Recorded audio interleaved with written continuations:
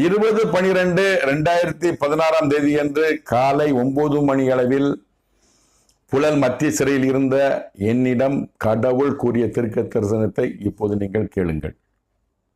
இத்தேசத்திற்கென்று கொடுக்கப்பட்டிருந்த தேசாதிபதியின் ஆயுள் முடிவுக்கு வருகிறது.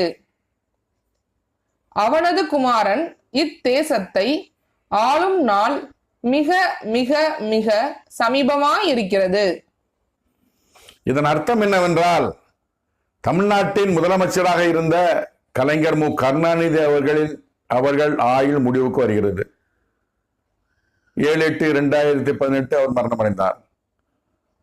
அவரது மகன் தமிழ்நாட்டை ஆளும் நாள் மிக மிக மிக சமீபமாக இருக்கிறது என்று கடவுள் கூறியிருக்கிறார். 7/5/2021